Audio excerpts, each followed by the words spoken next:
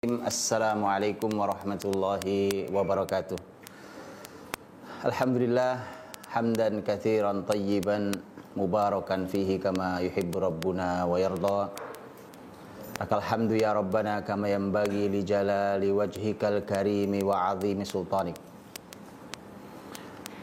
Allahumma salli wa sallim wa barik wa an'im ala nabiyyina wa imamina wa qudwatina Muhammadin sallallahu alaihi wasallam wa ala alihi wa ashabihi wa man tabi'ahu bi ihsan ila yaumiddin. Subhanaka la ilma lana illa ma 'allamtana innaka antal alimul hakim. Allahumma anfa'na bima 'allamtana wa 'allimna ma yanfa'una wa zidna ilman ya alim. Faqad qala ta'ala fi kitabihil aziz, a'udzu billahi minasy syaithanir rajim. Wala yahzunka qawluhum innal izzata lillahi jami'a huwas samiul alim. Saudara rahmati Allah Subhanahu wa taala, bersyukur pada Allah Subhanahu wa taala pertemuan malam hari ini kita bisa bersama-sama. Terima kasih banyak, jazakumullah khairan katsira atas kebersamaan di malam hari ini, atas kesabaran seluruh teman-teman semuanya, yang mudah-mudahan pertemuan malam ini disaksikan oleh para malaikat dan dicatat sebagai amal-amal soleh kita semuanya. Dan teman-teman semuanya, malam hari ini kita akan berbicara tentang tema generasi izzah, bukan imma'ah. Apa itu izzah, apa itu imma'ah? Ini istilahnya mungkin terasa asing di telinga sebagian kita. Kata izzah dan imma'ah sebenarnya diambil dari hadis Nabi Shallallahu Alaihi Wasallam.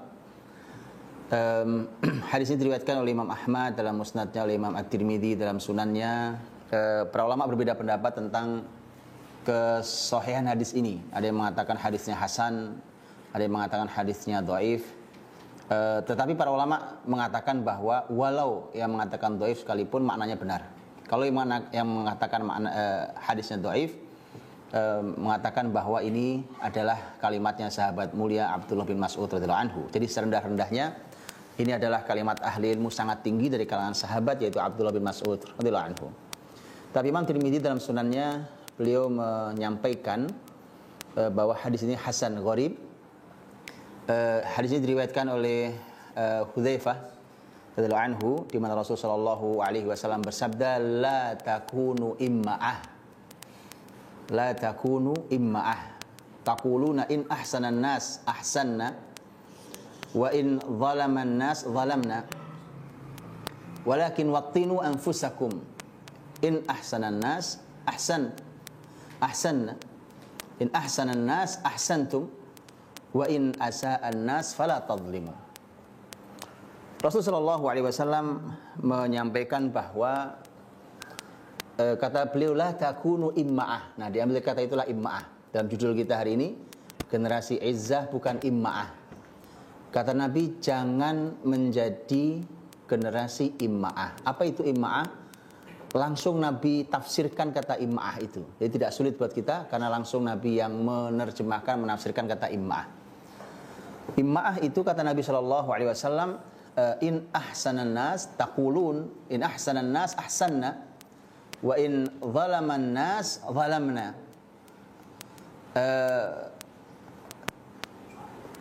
Kalian berkata bahwa kalau orang-orang sedang baik, kami ikut baik. Kalau orang-orang sedang zalim, ya, dalam riwayat lain, wa in asa'an nas asa'na, orang-orang lagi jahat atau zalim, kita ikut jahat dan zalim. Itu imma'ah. Jadi berarti kata imma'ah di dalam bahasa kita adalah, gampangnya adalah ikut-ikutan. Ya, orang lagi apa ikutannya? Ikutnya lagi ngaji, kita ikut ngaji. Orang lagi belajar baca Quran, kita ikut belajar baca Quran. Orang lagi rame-rame tahfidz, kita tahfidz. Orang rame-rame sholawat, kita ikut sholawat. Ya, jadi orang baik kita ikut baik. Kemudian kalau orang-orang sedang jahat dan zalim, kami juga ikutan mereka. Ya, orang lagi nipu, kita ikut nipu. Orang lagi berbohong, kita ikut bohong. Ya, orang lagi mengambil hak orang lain tanpa izin, itu pun dilakukannya. Dan seterusnya. Itu adalah imma'ah, generasi yang ikut-ikutan.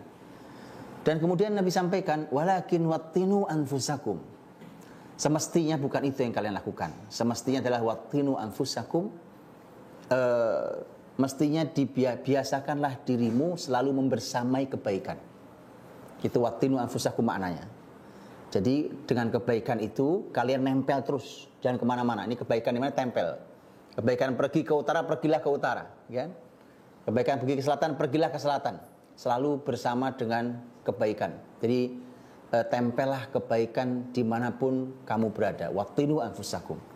Sehingga yang terjadi nanti adalah in ahsanan nas ahsantum. Kalau orang-orang baik, kalian memang baik. Dan kalau orang-orang jahat, maka kalian jangan ikut berbuat zalim. Itu wattinu anfusakum. Itu kata imma'ah. Jadi jangan jadi generasi imma'ah. Itu adalah kata imma'ah. Adapun kata izzah mungkin lebih akrab di sebagian telinga kita. Generasi yang penuh izzah. Izzah itu punya beberapa makna sebenarnya. Dan ini maknanya diambil dari sisi bahasa ataupun dari sisi Al-Quran Karim. Ya, karena tadi teman-teman ada Akademi Al-Quran, maka begitulah Al-Quran. Dan ini keindahannya ketika Al-Quran berbahasa Arab, diambil dari bahasa Arab, akan sangat membantu makna yang sesungguhnya. Kata izzah, kata azza, itu sebenarnya punya beberapa makna. Di kata izzah, kata azza, sesuatu yang kuat, ya, yang kokoh, yang kuat. Dengan itu maka dia menang, dia kuat, dia kokoh, kata izzah. Makanya tanah itu kalau disebut azzaz itu artinya adalah tanah yang susah untuk dicangkul, jadi saking kerasnya. Maka segala sesuatu yang keras, yang kuat, yang kokoh disebutnya izzah. Dengan itu maka kemudian artinya adalah dia mendapatkan kemenangan juga. Atau kata izzah ini menarik, ya. Kata izzah, kata syai' aziz itu maknanya ternyata juga sedikit. Jadi kata izzah itu kalau boleh kita simpulkan menggabungkan dua hal. Satu, maknanya izzah itu sesuatu yang tinggi, yang besar, yang kokoh, yang menang, itu izzah. Tapi sekaligus maknanya sedikit. Nanti ternyata kita akan tahu bahwa bahkan di dalam Al-Quran kita tahu bahwa ternyata kemenangan itu tidak selalu dengan jumlah yang besar. Makanya ini juga pelajaran mahal teman-teman yang baik yang dirahmati Allah Subhanahu wa taala, bahwa kalau mau jadi generasi izzah itu yang harus diperhatikan bukan banyak-banyakan jumlah.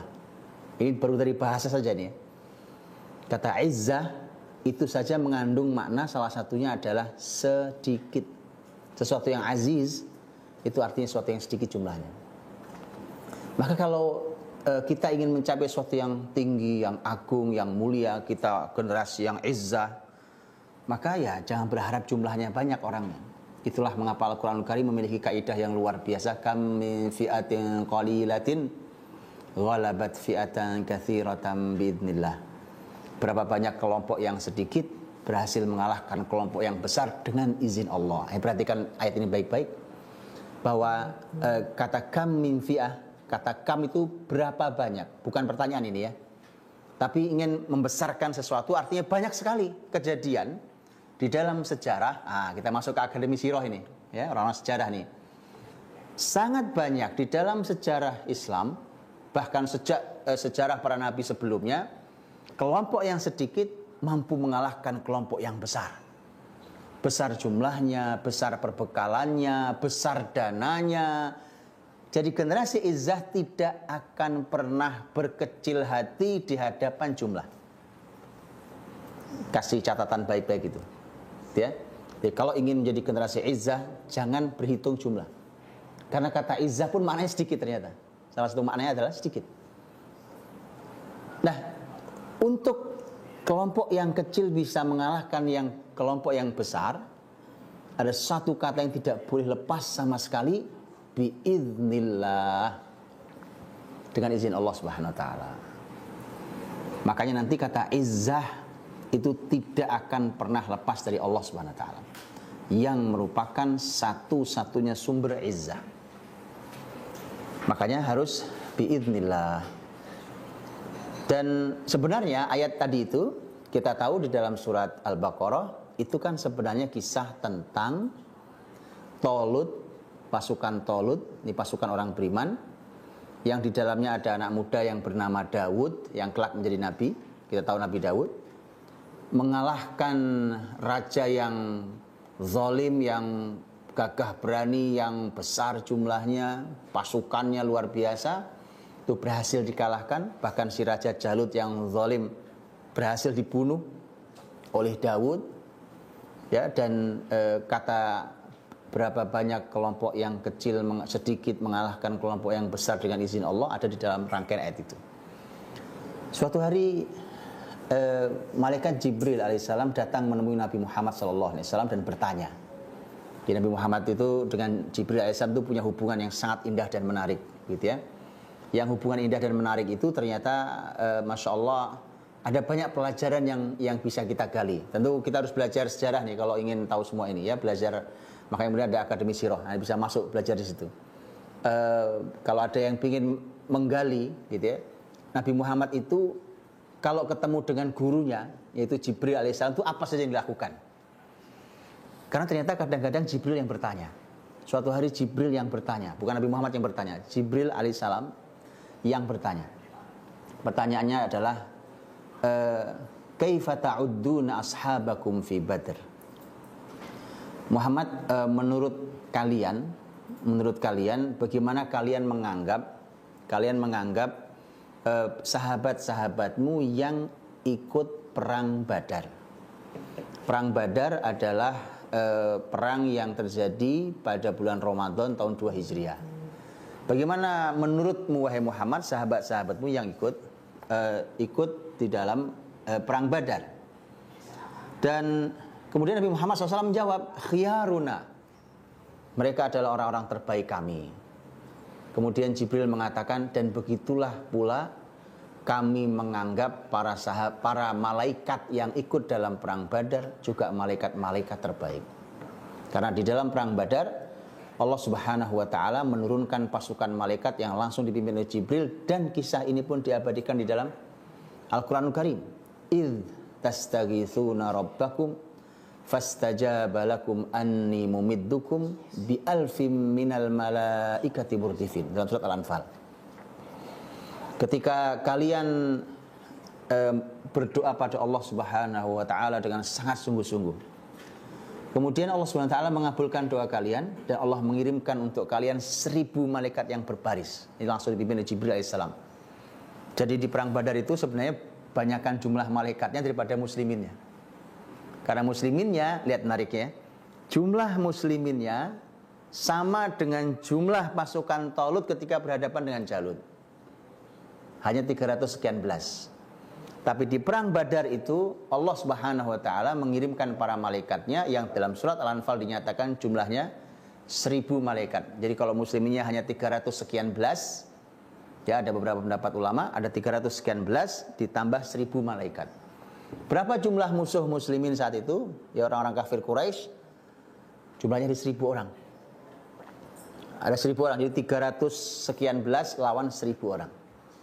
Ya, sebagaimana pasukan Tolut dengan jumlah yang seperti itu menang melawan Jalut, maka begitu juga Allah memberikan kemenangan yang sangat gemilang pada pasukan Nabi Muhammad yang jumlahnya lebih kecil dibandingkan musuhnya.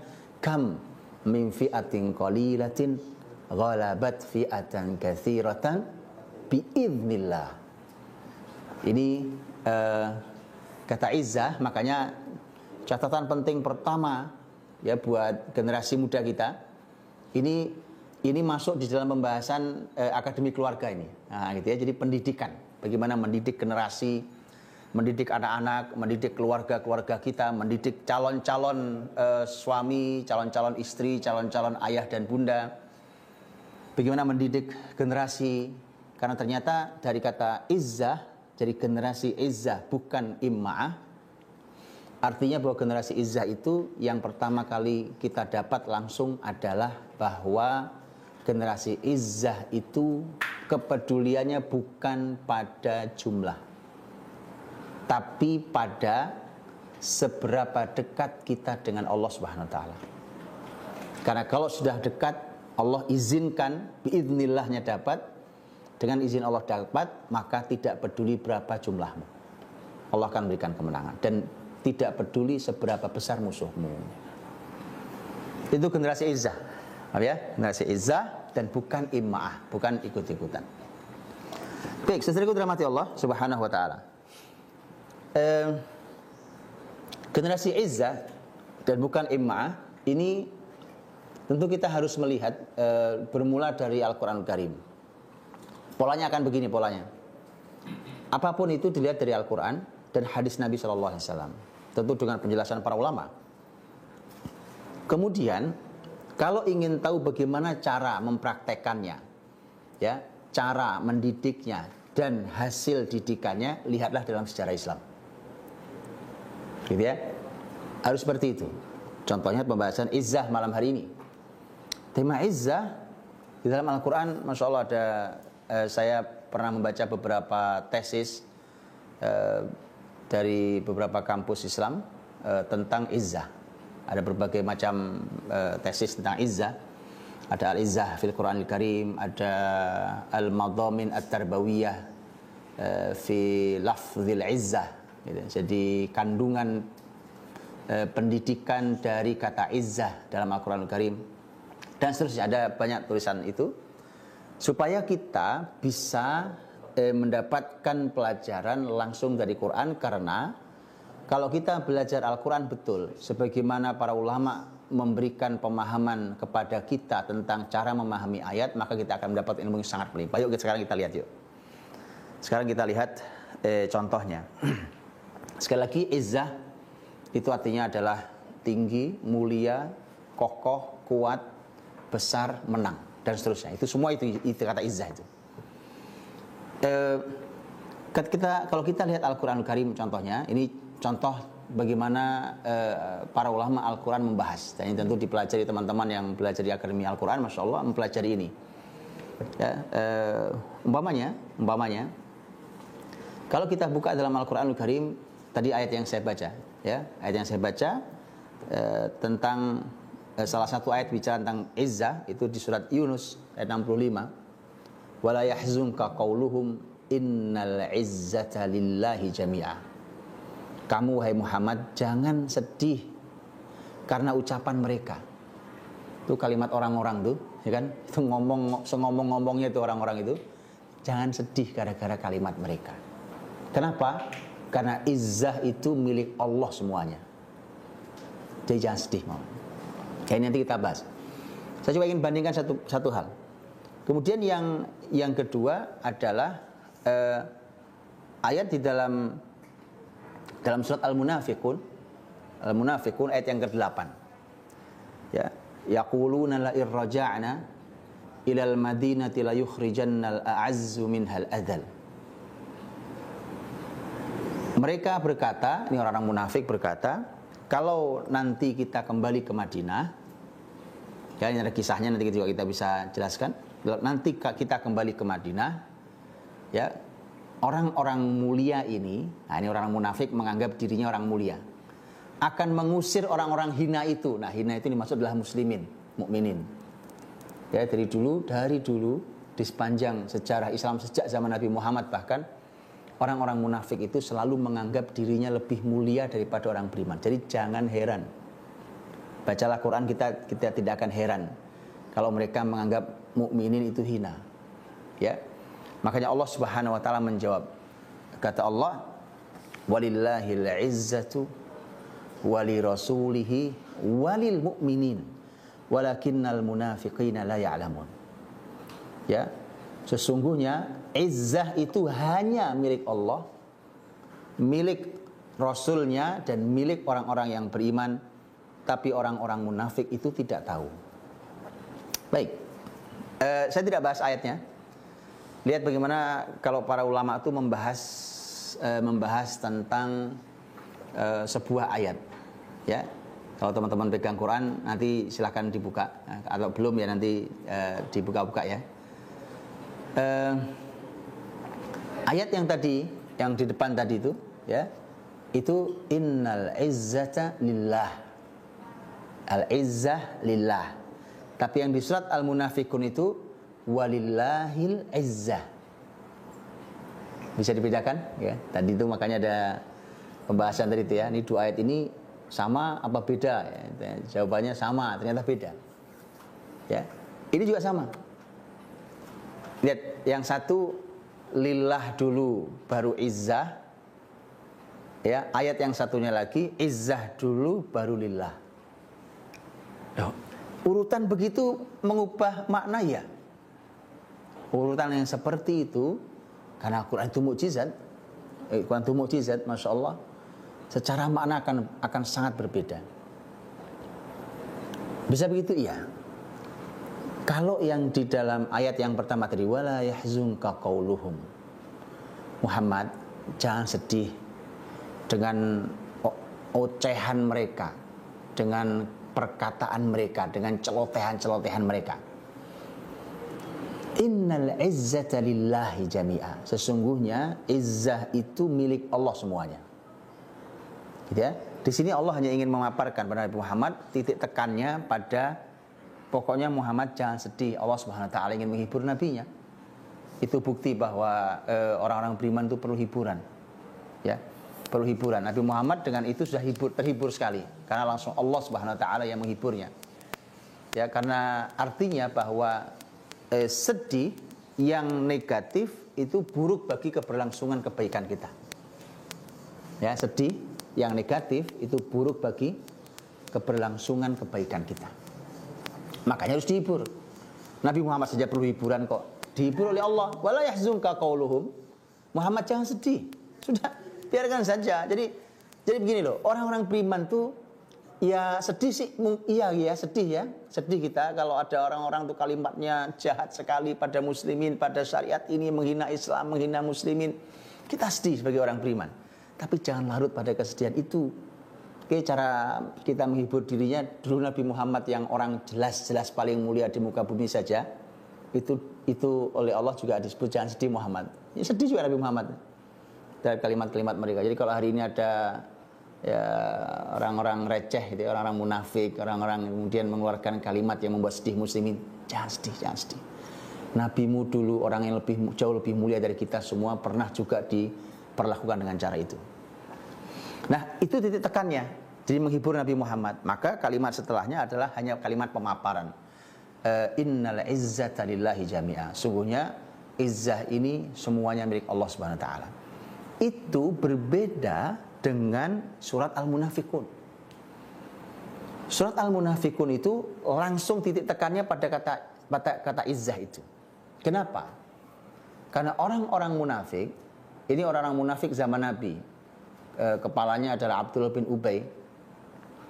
Ya, Abdullah bin Ubay bin Salul, ini tokoh munafik. Yang peristiwa ini adalah peristiwa setelah Nabi dan para sahabat menjalani jihad di perang Bani Mustalik.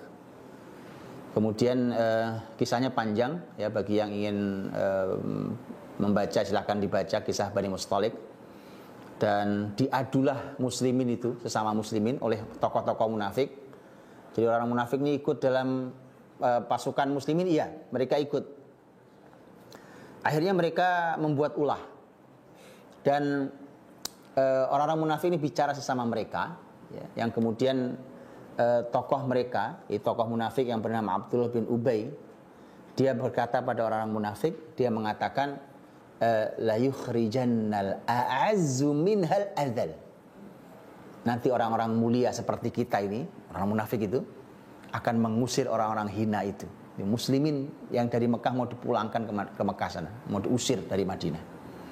Itu kalimatnya. Dan orang munafik ini mengangkat dirinya sebagai orang yang al-a'az. A'az dari kata izzah. Kami orang yang punya izzah. Nah, jadi mereka menganggap mereka punya izzah. Dan mereka menganggap muslimin itu zillah. Zillah itu lawannya, dia hina. Karena itu ejekan mereka, maka dijawab oleh Allah langsung, sehingga titik tekannya di jawaban itu. Walillahil izzah. Nah gitu ya. Nah kalau lillahil izzah itu dalam bahasa Arab berbeda dengan al-izzatu lillah. Kenapa? Karena walillahil izzah itu dalam bahasa Arab itu namanya ada al-hasr atau al-qasr, yaitu pembatasan. Hanya, ada hanyanya berarti. Kalau terjemahan bahasa Indonesia ada hanyanya. Hanya milik Allah lah izzah itu. Jadi hanya milik Allah izzah itu. Jadi kalau mereka mengklaim izzah, Allah pastikan izzah hanya milik Allah. Nah itu berbeda dengan yang tadi, yang di depan tadi ya. Di depan tadi adalah bahwa izzahnya didulukan sebelum Allah. Kalau yang di sini Allah dulu, baru kemudian izzah. Itu pembatasan. Karena ingin Allah tekankan bahwa mereka bukan orang yang punya izzah. Dari mana izzahnya? Wong izzah itu hanya milik Allah. Sementara mereka munafik, orang yang jauh dari Allah, maka mustahil mereka mendapatkan izzah. Itu maksud jawabannya. Jadi kalimat itu saja uraiannya Masya Allah. Nah, begini cara memahami ayat itu, baru kita akan mendapatkan ilmu luar biasa. Tapi kalimat setelahnya menarik, ya. Karena ternyata walillahil izzatu wali rasulihi walil mu'minin. Jadi izzah itu hanya milik Allah. Kemudian oleh Allah, Allah bagikan kepada Rasulnya, dan kemudian untuk orang-orang yang beriman. Maka izzah muslimin, izzah generasi muda, itu mustahil bisa didapatkan kecuali dia dekat dengan Allah dan Rasulnya. Orang-orang munafik yang mengklaim dekat, yang mengklaim punya harga diri, punya izzah, punya kehebatan, ya, dan seterusnya. Karena perlu dipahami bahwa Abdullah bin Ubay itu adalah tokoh di Madinah, dan saat itu sebelum Nabi hijrah ke Madinah disebutkan bahwa dia sudah dibuatkan mahkota, mau dinobatkan sebagai Raja Yathrib. Ya, Yathrib adalah nama kota sebelum Nabi Muhammad SAW masuk, itu namanya Yathrib. Kemudian dikenal setelah itu diubah menjadi Madinah Munawwarah atau Madinah Nabawiyah, kotanya Nabi atau kota yang bercahaya. Dia itu tokoh, artinya dia punya kekuatan, maka dia menganggap saya punya izzah. Kenapa? Karena saya punya kekuasaan, saya punya kekuatan, saya punya harta, saya punya pasukan. Itu izzah, gitu ya. Itu kemuliaan, kekuatan, izzah. Tapi Allah jawab, itu bukan izzah yang hakiki. Kalau izzah yang hakiki hanya milik Allah. Kemudian setelah itu wali rasulihi walil mu'minin. Walakinnal munafiqina la ya'lamun. Orang munafik itu enggak tahu gitu. Baik, teman-teman rahmati Allah Subhanahu wa taala. Itulah mengapa di dalam ayat yang sebelumnya tadi kita bisa baca bahwa innal izzata lillahi jami'an. Ada kata jami'an. Jami'an arti semua. Sesungguhnya izzah itu milik Allah semuanya, enggak ada yang tersisa. Apa arti semua di sana? Karena ada orang yang merasa izzahnya tinggi karena punya harta banyak. Orang punya harta banyak, dia harga diri naik tinggi. Ya, dia bisa membeli apa saja, dia bisa membayar siapa saja, itu izzah. Ada orang yang merasa yang izzahnya tinggi karena dia punya kekuasaan.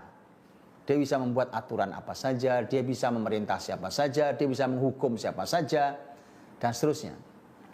Ada orang yang izzahnya umpamanya dari jabatannya. Ada orang yang izzahnya karena dia keturunan siapa, dan seterusnya. Itu izzah itu izzah yang bisa hilang. Ya, dan itulah mengapa Allah Subhanahu wa taala mengatakan bahwa kalau kalian ingin dapat izzah semua, ambil dari Allah Subhanahu wa taala. Ya, jangan ambil dari mereka-mereka, karena mereka punya izzah yang hanya sebagian, dan itu pun rawan hilang. Orang yang sekarang punya jabatan, dia merasa dengan jabatan itu dia punya izzah. Dia punya kekuasaan, punya kekuatan, dia bisa mengatur, membuat apa saja, kebijakan apa saja, dan seterusnya. Bukankah kita tahu ini hanya kekuasaan loh. Yang lain dia belum tentu izzah.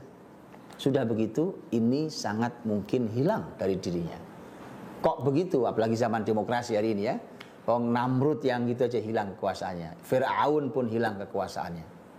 Padahal dia sudah berani ngaku jadi Tuhan pun hilang kekuasaannya. Itulah mengapa Allah SWT mengatakan innal izzata lillahi jami'a. Nah, setelah rahmati Allah, Allah Subhanahu wa taala menginginkan agar kita ini orang yang punya izzah.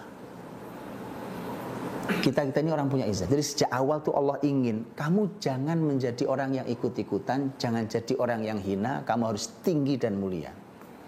Bahkan keadaanmu sedang jatuh sekalipun. Apa maksudnya? Lihat, perhatikan baik-baik ayat ini. Perhatikan baik-baik ayat ini.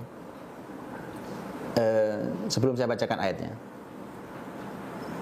ada orang miskin, tidak punya harta, dia sangat perlu dengan uang untuk sebuah kepentingan. Kemudian mungkin dia mengadukan kebutuhannya itu pada temannya atau pada saudaranya, begitu ya. Dalam rangka apa? Dalam rangka supaya mendapatkan bantuan. Tapi lihat ayat Allah Subhanahu wa taala. Ya, lihat kalimatnya. Ayatnya ajaib. Allah berfirman, "Man dzalladzi yuqridullaha qardan hasanan." Siapa yang meminjami Allah? Allah nggak perlu pinjaman. Tapi lihat bahasa Quran, bahasa mukjizat. Siapa yang meminjami Allah dengan pinjaman yang baik, maka Allah akan melipat gandakan balasan untuk orang itu. Perhatikan baik-baik, saya ulangi. Ini si miskin dan temannya orang kaya. Si miskin datang ke temannya yang kaya, minta bantuan, menceritakan saya perlu ini, perlu itu. Mestinya bunyinya adalah kau yang sedang berkeperluan meminjam ke temanmu, kan begitu bunyinya. Tapi Allah tidak mau, walau kamu sedang memerlukan. Tapi Allah ingin kamu tetap orang yang punya izzah. Kalau kamu bunyinya kamu meminjam, ya kan? Kata Allah, yaudah kamu yang miskin pinjam pada yang kaya, itu ya yang miskin jatuh, gitu ya, jatuh. Tapi Allah tetap ingin bahwa, lah memang kamu posisimu di bawah, kamu sedang perlu uang. Tapi bahasa Allah, justru Allah bicaranya dengan si kaya. Man dzalladzi yuqridullaha qardan hasana. Siapa yang mau meminjami Allah dengan pinjaman yang baik. Ya, artinya hai si orang kaya, itu saudaramu lagi perlu, ya. Bukan tolong dibantu, tolong pinjami Allah. Tolong pinjami Allah. Ya, bahasanya luar biasa, pinjami Allah. Allah nggak perlu dipinjami, caranya adalah kau berikan pada saudaramu yang tidak mampu. Lah kita saja manusia kalau meminjam, ya kan, kalau kita meminjam, kalau kita orang baik, kita akan kembalikan pinjaman kita sesuai dengan waktu yang kita janjikan, dan bahkan mungkin kita memberikan ucapan terima kasih karena dia telah membantu. Bagaimana dengan Allah Subhanahu wa taala, yang Allah Subhanahu wa taala maha membalas kebaikan dengan lebih baik dari amal kebaikan itu. Ya, man dzalladzi yuqridullaha qardan hasana.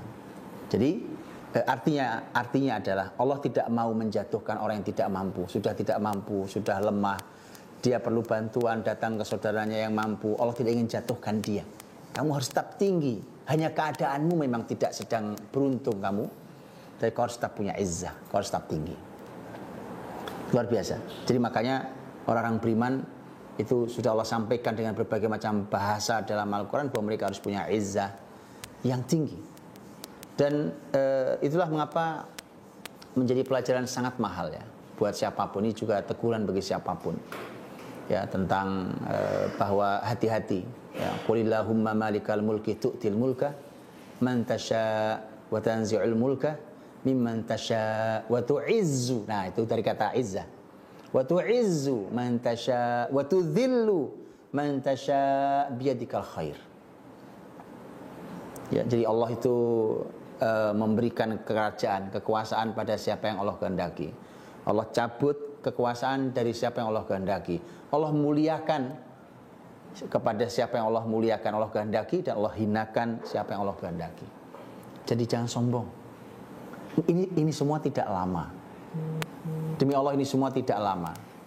Ya, siapapun yang punya kekuasaan hari ini, sesungguhnya Anda tidak sedang berkuasa. Tapi sesungguhnya Anda sedang diberi Allah kekuasaan yang kapanpun bisa dicabut oleh Allah SWT kekuasaan itu. Orang yang sedang ditinggikan Allah, ya, yang sedang punya izzah, hati-hati. Hati-hati. Kalau kemudian menjadi orang yang zalim, maka tidak sulit bagi Allah untuk mencabut izzah itu dan diganti dengan dhillah. Dan Anda akan dihinakan dan dijatuhkan dengan sejatuh-jatuhnya. Baik. Nah itu izzah, dan izzah yang diharapkan dari muslimin, dari generasi Islam ini adalah tadi kemuliaan, kebesaran, kekuatan, kokoh sekali, ya kan? Bukan ikut-ikutan. Ikut-ikutan ya, trennya apa sekarang? Ya, tren ke arah timur ke timur, ke arah barat ke arah barat, ya kan? Tiupannya kemana nih ya? Tiup ke sana, tiup ikut ke sana. Dan seterusnya. Akhirnya mereka tidak punya pendirian, mereka bingung, mereka kemudian diarahkan oleh orang lain dan bukan yang mengarahkan. Padahal Nabi Muhammad SAW mendidik sahabatnya sebagai pengarah, sebagai pemimpin dan bukan orang yang mengikuti. Dia adalah para sahabat Nabi adalah pemimpin, bukan para pengikut.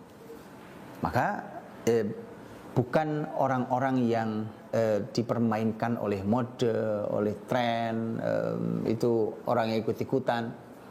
Dan mari kita lihat dalam sejarah Islam contoh yang sangat banyak melimpah, ya, sangat luar biasa melimpah sejak zaman Nabi SAW.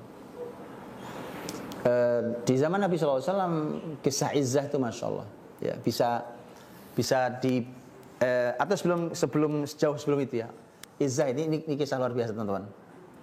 Quran mengungkapkan tentang kisah yang luar biasa. Orang tuh salah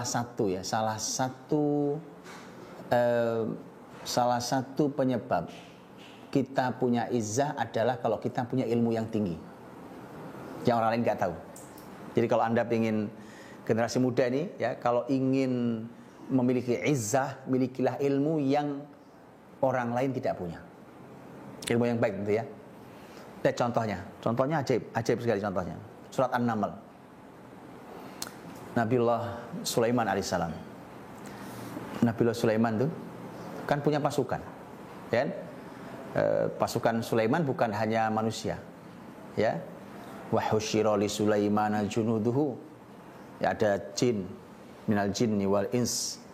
Kemudian ada toir, burung. Jadi pasukan Sulaiman itu macam-macam. Suatu hari Sulaiman melakukan pengecekan pasukan. Begitu dicek pasukannya, ini pemimpin yang baik. Pemimpin yang baik itu tahu kalau anak buahnya tidak ada, ya kan? Dan itu disiplin, itu kedisiplinan. Maka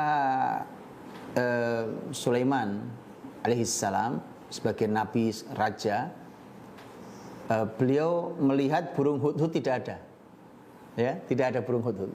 Tahu burung hudhud? Nanti diketik, ya, coba dicek. Ya, di internet kita ketik hudhud, burungnya cuma segini, ya, setelapak tangan yang paling gede ini. Burungnya indah, burung hudhud. Saya tidak tahu nama bahasa Indonesia burung hudhud itu apa ya. Itu burung hudhud. Nah, dicek hudhud tidak ada. Sulaiman ancam, kalau hudhud nanti datang, ini berarti hudhud tidak hadir di dalam pasukan.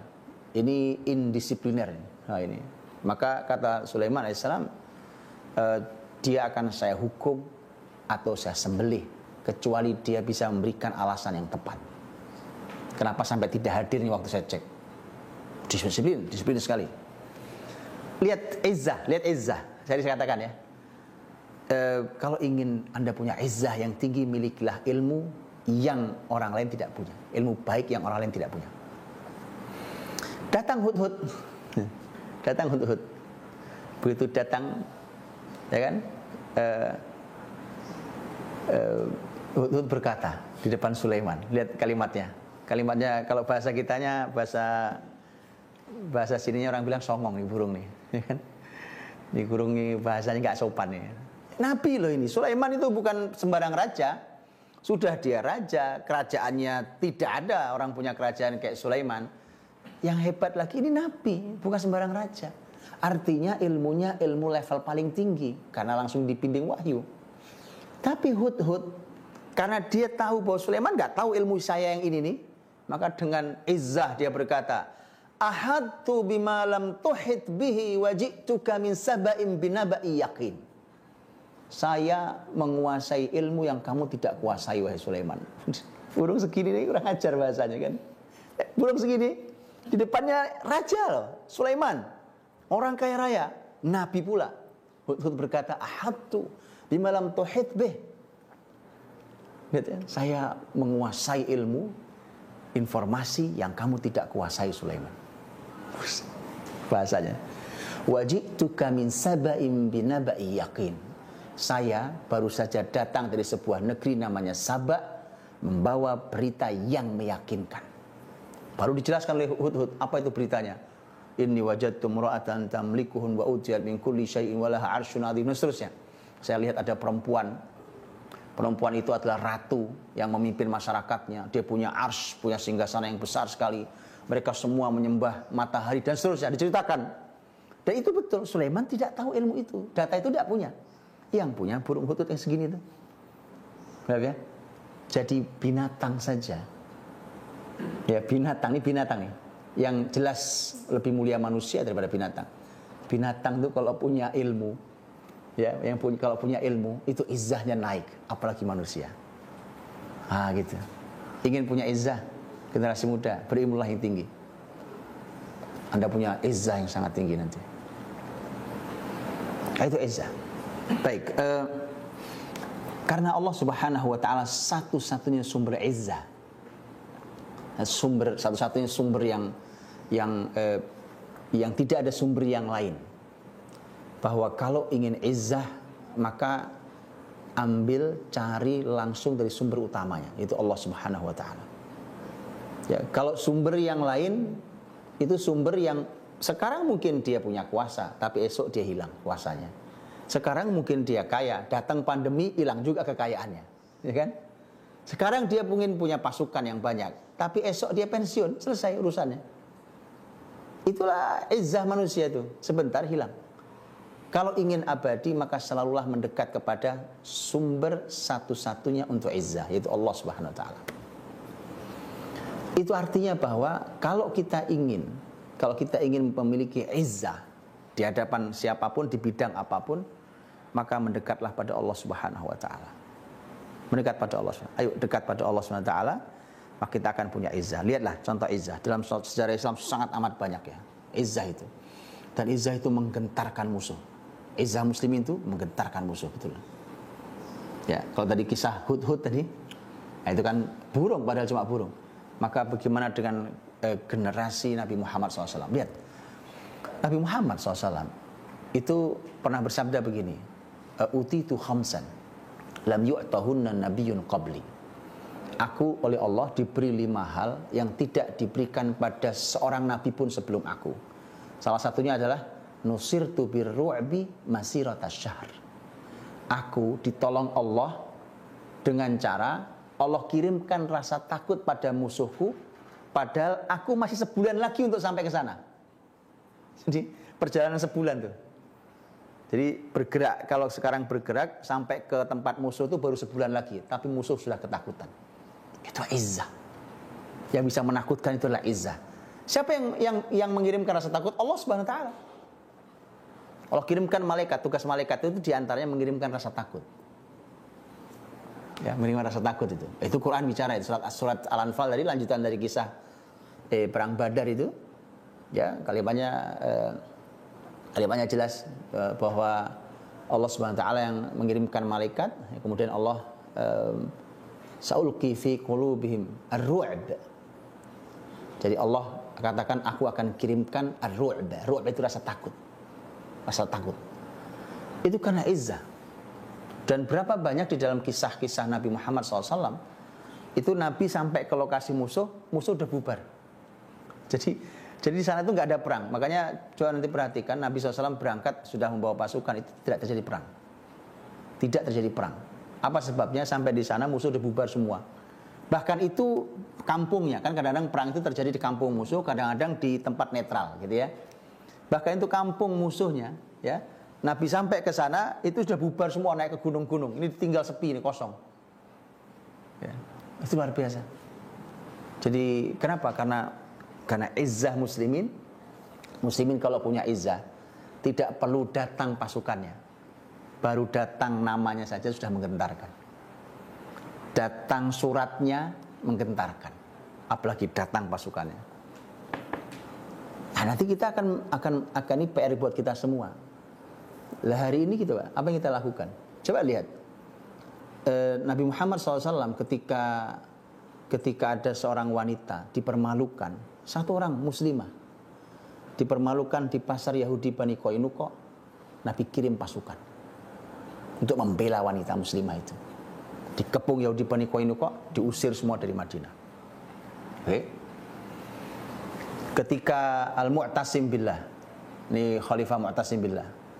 Nah, sebelum itu bahkan Muawiyah ketika marah, ya, ketika marah pada musuh Islam, maka kirimkan pasukan kuasai wilayah musuh. Mu'tasim Billah ketika marah dikenal dengan kisah wa Mu'tasimah, wanita yang jadi tawanan di Romawi, muslimah juga ditawan di Romawi. Dia berteriak, wa Mu'tasimah, bukan kedengeran berapa ratus kilometer, berapa jauhnya. Tapi teriakan dia wa Mu'tasimah, artinya minta, aduh tolong saya wahai Mu'tasim, Khalifah Muslimin. Sampai berita pada Mu'tasim, kirimkan pasukan. Mu'tasim bilang, negeri mana yang paling kuat yang mereka miliki? Digempur dengan pasukannya sampai bisa membebaskan wanita itu. Dan kisah begitu sangat banyak di dalam sepanjang sejarah Islam. Begitu ada satu saja muslimah diganggu, ada satu muslim yang dicederai, maka muslim hadir dengan izzahnya. Hari ini sudah berapa muslim jadi korban. Kita hanya mengeluarkan kalimat mengutuk peristiwa itu, tidak punya izzah sama sekali hari ini. Apa arti kata mengutuk itu? Apa kekuatannya? Apa kekuatannya? Bukan satu, dua orang korban, sekian banyak korban, kita hanya mengatakan mengutuk, prihatin. Apa bahasa yang sering dipakai hari ini? Generasi tanpa izzah hari ini. Kembalikan izzah itu. Kenapa? Karena kita jauh dari Allah. Karena jauh dari Allah dicabutlah izzah itu. Yang terjadi kayak itu, ya kan? Menghimbau, ya kan? Kirim surat ke PBB sana, berbeda. Ya. Sulaiman Al-Qanuni, salah satu pemimpin besar Turki Utsmani, ya kan? Saya pernah tuliskan ini. Ketika Perancis, laki perempuannya lagi senang dansa, ya kan? Kan di Perancis itu sebenarnya, Perancis kan jauh bukan wilayah Muslim juga, tapi itu Muslimin. Karena babnya begini, memang itu bukan di tempat Muslimin, tapi kalau esok ada anak-anak Muslim melihat, mungkin ingin mengikuti. Padahal zaman itu belum ada gadget seperti hari ini, ya kan? Yang bisa di live kan bahkan seperti hari ini, ya kan? Atau kemudian karena ini bumi Allah, ya, ini bumi Allah, di mana kekuasaan muslimin sampai ke wilayah itu, maka bumi Allah harus dijaga jangan sampai dikotori. Nah, ketika Perancis dansa-dansi dengan laki dan perempuan itu, Sulaiman Qanuni tinggal kirim surat kan, hentikan dansamu atau aku kirimkan pasukan untuk menghabisi kalian. Berhenti, nggak ada lagi dansa. 100 tahun disebutkan ada dansa. Izzah muslimin. Itu kan pasukannya tidak datang, ya, surat yang datang. Gitu. Khalid bin Walid juga sama. Khalid bin Walid radhiyallahu anhu, sahabat Nabi SAW kan, ketika mau berhadapan dengan pembesar Persia. Saat itu Persia adalah imperium terbesar di muka bumi saat itu. Khalid bin Walid radhiyallahu anhu mengirimkan ancamannya menarik. Saya akan bawa pasukan yang lebih mencintai kematian sebagaimana kalian mencintai kehidupan. Surat. Ya, disebutkan bahwa pemimpin besar Persia itu minta bantuan ke Cina. Bantuan Cina. Cina jawab, kami tidak sanggup membantu menghadapi satu pasukan yang kalau mereka mau mencabut gunung pun mereka bisa melakukannya. Kami gak sanggup melawan itu. Itu izzah muslimin tuh. Itu izzah muslimin. Hari ini subhanallah ya kan. Hari ini subhanallah ada orang anak muda ya kan jatuh cinta, mati bunuh diri gitu. Kelihatannya indah. Apa yang indah? Mana izzahmu sebagai muslim ya kan? Apa jatuh hanya gara-gara cinta ya kan? Ya subhanallah. Remeh temeh, receh ya. Jadi kita ini menjadi serba receh. Bercandaan kita receh, kesedihan kita receh ya kan. Sedih mau berkelas gitu loh ya kan. Sedih itu lebih berkelas. Yang disedihkan itu apa ya kan? Dan kegundahan tentang keumatan, tentang keterbatasan umat, tentang kemiskinan umat, tentang muslimin yang dizalimi, tentang negeri-negeri Islam yang dirampas oleh musuh Islam, itu kegundahan pemuda-pemuda Islam. Itu izzahnya tinggi. Ya, ini sedihnya gara-gara nggak punya kerjaan, ya kan? Pulsa habis, ya. Patah hati, ya. Karena itu teman-teman rahmati Allah SWT, maka ini semuanya hanya begitu banyak contoh tentang izzah yang itu baru bisa diraih kalau generasi ini terdidik dengan baik sejak di rumah-rumah mereka, ya kan? Kalau kita membaca biografi anak muda yang merupakan panglima termuda di dalam sejarah Islam, yaitu Usamah bin Zaid radhiyallahu anhu. Bagaimana bisa lahir seorang Usamah? Bagaimana lahir seorang Usamah yang 17 tahun oleh Nabi dikirim untuk membawa pasukan? Pikirkan deh, 17 tahun itu anak kita di mana usianya kan? Apa yang dikerjakan hari ini? 17 tahun bawa pasukan 17 tahun, dan yang dihadapi nanti adalah sebagian pasukan Romawi. Itu hari ini ya, jaraknya berapa dengan kita ya? Ini masalah sekali pendidikan rumah kita. Pendidikan kita juga masalah sekali. Bagaimana bisa seperti itu? Karena dari rumahnya luar biasa. Usamah anak siapa? Anak Zaid. Zaid siapa? Zaid bin Haritha. Siapa Zaid bin Haritha? Zaid bin Haritha, sang ayah, adalah anak angkat Nabi Muhammad SAW. Didikannya langsung didikan Nabi itu Zaid itu. Dan termasuk orang yang awal sekali masuk Islam, Zaid bin Haritha. Sampai Nabi Muhammad SAW mengatakan, karena begitu Nabi mengangkat Usamah bin Zaid itu menjadi panglima itu, kemudian terjadi perbincangan di luar, orang memperbincangkan kenapa Usamah masih terlalu muda dan seterusnya.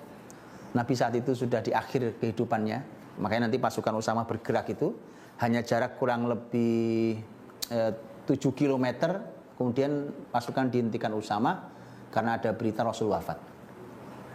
Jadi belum jauh itu, gitu ya, di wilayah Juruf namanya. Dan nanti Usamah kembali karena betul ternyata Rasul wafat. Rasulullah SAW mengatakan, kalau lihat kalimat begitu mendengarkan ada banyak orang yang mengomentari itu, kenapa Usamah yang terlalu muda diangkat, kata Nabi SAW, kalau ada orang yang mencacat Usamah, itu artinya dia mencacat ayahnya, padahal keduanya adalah pemimpin. Gitu ya? Artinya Usamah ini produk bapaknya, Zaid bin Harith, orang hebat. Jangan heran kalau lahir seperti Usamah. Siapa ibunya? Ibunya Ummu Aiman.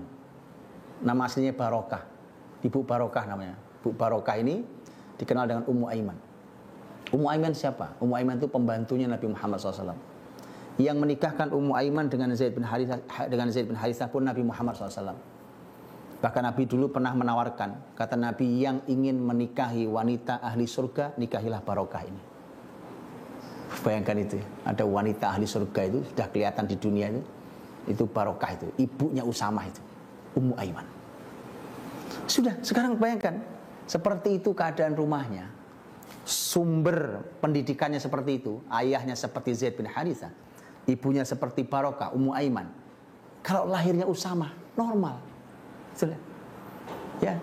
Kalau modelnya bapaknya senang game, ibunya senang arisan, anaknya jangan Usamah lah, nggak mungkin Usamah itu. Karena masalah dengan sumber utama pendidikannya. Karena ini rumah ini adalah madrasah pertama. Gitu. Maka dan didikannya adalah Usamah betul, apalagi ada Rasul Shallallahu Alaihi Wasallam yang Usamah juga sangat dekat dengan Rasul Shallallahu Alaihi Wasallam. Maka begitulah pendidikan itu, ya, melahirkan generasi izzah, ya, generasi izzah yang mereka mengambil izzahnya langsung dari Allah SWT. Intinya adalah bahwa siapapun generasi ini yang dekat dengan Allah, dekat dengan Rasulnya, pasti Allah berikan izzah. Pasti Allah berikan izzah, karena pasti dia berilmu tinggi, pasti dia orang yang soleh, dia orang yang muslih, yang perbaiki lingkungannya, dan dengan itu pasti dia merupakan orang yang punya izzah yang tinggi. Ya, siapapun itu, tidak peduli kau punya harta atau tidak punya harta, tidak peduli kau punya jabatan atau tidak punya jabatan, tapi engkau orang yang punya izzah, yang mulia di sisi Allah Subhanahu Wa Taala, dan pasti Allah dimuliakan di hadapan makhluk. Dan jangan menjadi generasi imma'ah, ya, generasi yang hanya ikut-ikutan, generasi yang tidak punya pendirian, generasi yang gampang panik, generasi yang gampang galau, dan generasi yang mudah patah hati. Tapi generasi yang izzah. Saya kira itu, mudah-mudahan Allah SWT memberikan kepada kita petunjuknya untuk kita mendekat pada Allah SWT. Ternyata kita kehilangan izzah karena kemudian muslimin tidak memiliki harga diri, dan akhirnya kemudian dipermainkan oleh musuh-musuh Islam, kemudian dizalimi gara-gara kita kehilangan izzah. Maka bangun kembali izzah muslimin, tidak perlu pasukan yang dikirim, bahkan hanya surat itu menghentikan 100 tahun dansa Perancis. Assalamualaikum warahmatullahi wabarakatuh.